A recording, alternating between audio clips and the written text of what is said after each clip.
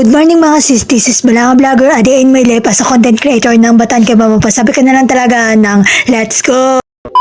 At dumating na nga yung pinaka-iintay na araw ko. Dapat yan nung Miyerkules pa nga ito i-re-refund. Kaso may pasok yung magre-refund sa akin. Naka-promo kasi sila nung Wednesday.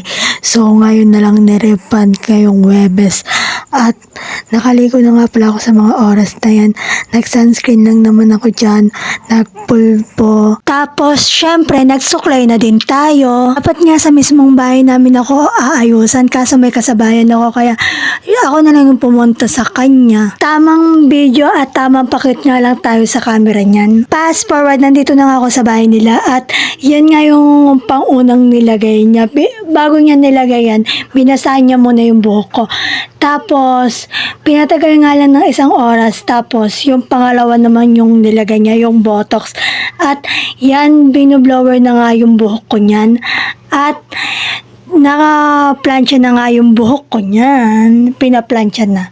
Hindi nga pwede sa akin yung Brazilian reband kasi nung unang reband niya sa akin ay bleach niya yung buhok ko, yung pina-highlights ko.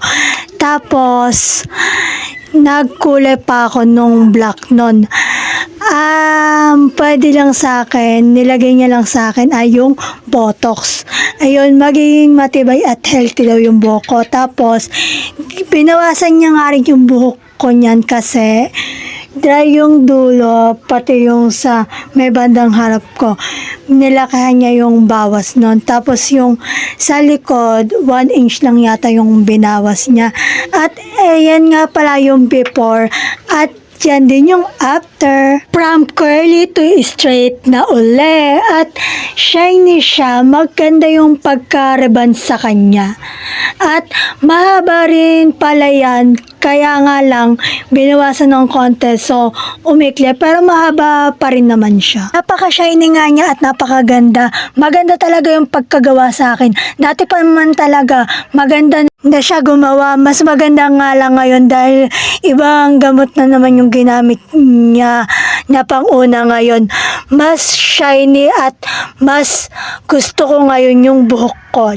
Kung i-rate ko nga to 10 out of 10 ang ibibigay ko dito kasi maganda talaga siya. At napakakulimlim nga sa aming lugar. Kitang-kita naman sa camera. Ako tamang pa-cute at nagsasalita nga pala ako sa mga oras na yan.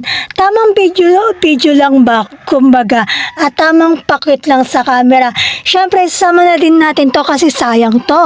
Lumabas nga lang pala ako para bumili ng merienda at burger nga na buy one take one na binili ko tsaka isang choco at kinain ko na nga yung binili ko pero bago ko kumain nagpray muna ako. Napakasarap nga naman talaga ng buy one take one na burger at kinakain ko na nga sa mga oras. Yung choco nga ay masarap. Kung gusto nyo nga ma-shoutout ay mag-comment lang kayo dyan sa baba at i-follow nyo na din ako. At masyado na nga palang mahaba ang video na to at yun lang naman for today's video.